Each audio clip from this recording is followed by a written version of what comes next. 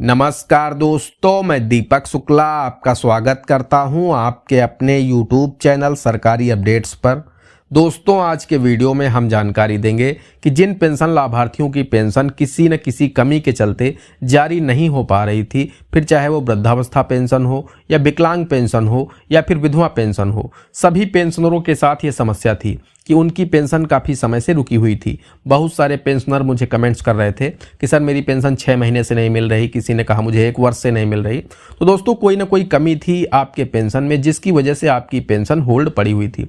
लेकिन दोस्तों, आप लोगों के लिए गुड न्यूज़ ये है कि जिन लोगों की पेंशन रुकी हुई थी उन सभी की पेंशन रिलीज कर दी गई है। अगर आपने उस कमी को दुरुस्त करवा लिया है, जो कमी आपके पेंशन में थी, हो सकता है आपकी पेंशन, आपका जो पेंशन है वहाँ पर आपका आधार लिंक ना हो, इस वजह से आपकी पेंशन नहीं आ पा रही थी। यानी विभाग के पास में आपका आधार नंबर होना आवश्यक है, तभी आपकी पेंशन रिलीज हो पाएगी। क्योंकि अब पेंशन आपको जो दी जा रही है वो डीबीटी के माध्यम से दी जा रही है, डायरेक्ट बेनिफिट ट्रांसफ़र के माध्यम से। तो आपका आधार नंबर विभाग के पास होना आवश्यक है। अब ये आधार नंबर आपका 2 तरह से विभाग के पास पहुंच सकता है। एक तरीका तो ये है कि आप अपनी पेंशन की ई-केवाईसी कर दें। ये 2-3 साल से प्रोसेस चल रहा था ऑनलाइन तरीके से। आप पेंशन के पोर्टल पर जा करके अपनी पेंशन की ई-केवाईसी को कर दें, वहाँ पर अपना आधार नंबर और अपना एक एक्टिव मोबाइल नंबर रजिस्टर कर दें। अब वो प्रक्रिया नहीं हो पा रही ऑनलाइन तरीके से, तो अब आपको समाज कल्याण विभाग जाना है। वहाँ पर आपको अपने आधार कार्ड की फ़ोटोकॉपी देनी है, उसमें अपना एक एक्टिव मोबाइल नंबर लिखना है और अपनी पेंशन की आईडी लिख करके वहाँ पर जमा कर देनी है।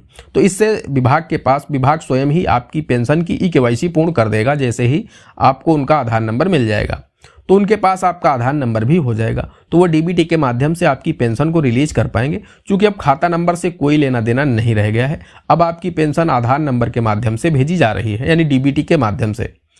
उसके अलावा दूसरी कमी ये थी कि बहुत सारे जो लाभार्थी हैं पेंशन के, उनके बैंक अकाउंट एनपीसीआई से लिंक नहीं थे। यानी जो एनपीसीआई है, यानी जो डीबीटी है, डायरेक्ट बेनिफिट ट्रांसफ़र, ये एक ही बात है। बहुत सारे लोग पूछते हैं कि एनपीसीआई और डीबीटी में क्या अंतर है, तो हम आपको बताना चाहते हैं कि एनपीसीआई लिंक एक ही बात है, डीबीटी लिंक एक ही बात है। यानी आपका जो बैंक खाता है, जब वो एनपीसीआई से लिंक होगा तभी पेंशन आपके खाते में क्रेडिट हो पाएगी। अगर आपका कोई भी बैंक खाता एनपीसीआई से लिंक नहीं है तो आपकी पेंशन नहीं आ पाई थी। अभी आचार संहिता लागू होने से पहले 3 मार्च को समाज कल्याण विभाग के द्वारा जानकारी दी गई थी कि हम पेंशन आचार संहिता लागू होने से पहले ही रिलीज कर देंगे। यानी जो 2024 का प्रथम तिमाही है, जनवरी, फरवरी, मार्च की पेंशन 3 मार्च को समाज कल्याण विभाग ने कहा था कि हम इसे जारी करने वाले हैं, हम इसे आचार संहिता लागू होने से पहले ही रिलीज कर देंगे।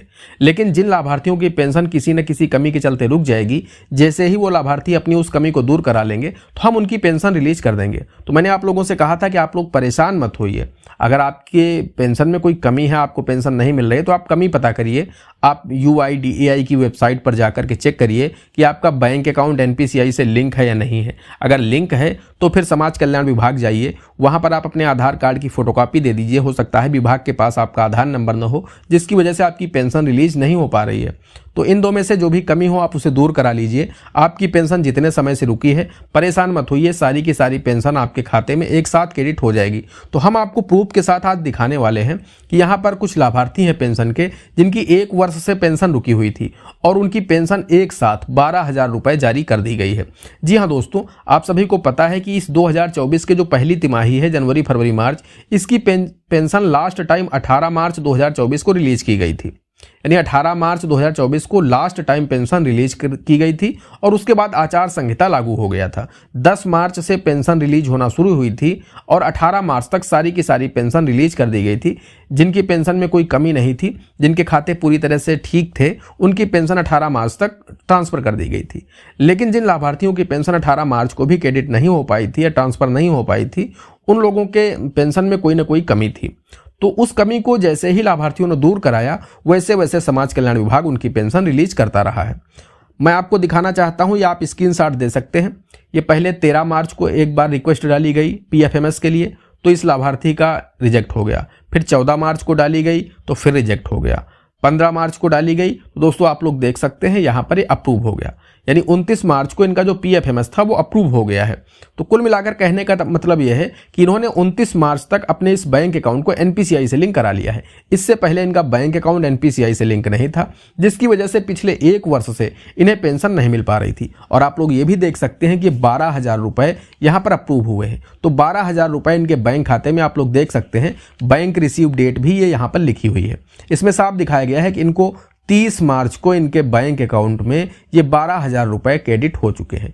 जी हाँ दोस्तों, जिनकी भी पेंशन लंबे समय से रुकी हुई थी, उनकी पेंशन यानी पिछले 1 वर्ष से पेंशन रुकी हुई थी और वो पेंशन इनकी रिलीज कर दी गई है। तो इनके खाते में 30 मार्च को 12,000 रुपए पेंशन के क्रेडिट हो चुके हैं। अब आगे से इन्हें कंटिन्यू प्रत्येक तिमाही को 3-3 हज़ार रुपए मिलते रहेंगे। आप सभी को पता है कि उत्तर प्रदेश में जो पेंशन राशि है वो 1,000 रुपए प्रति माह है। फिर चाहे वो वृद्धावस्था पेंशन हो, विकलांग पेंशन हो या विधवा पेंशन हो, 3-3 महीने के अंतराल पर दी जाती है। तो 3-3 हज़ार रुपए आप सभी के खाते में हर तिमाही क्रेडिट होते रहते हैं।